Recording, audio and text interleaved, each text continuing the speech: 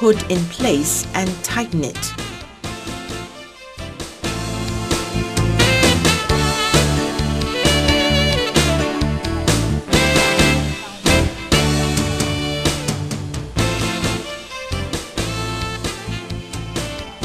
Then fit the connection housing.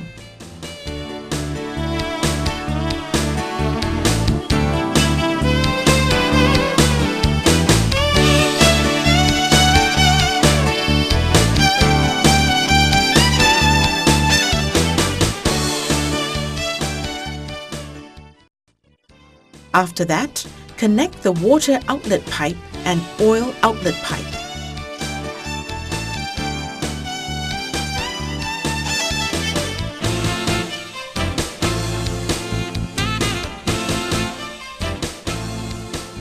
Fit the inlet pipe.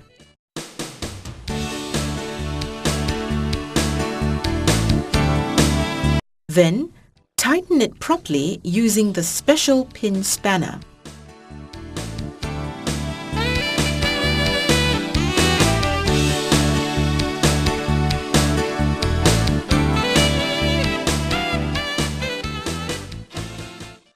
Fit the feed pipe and plug and tighten the clamp screw properly.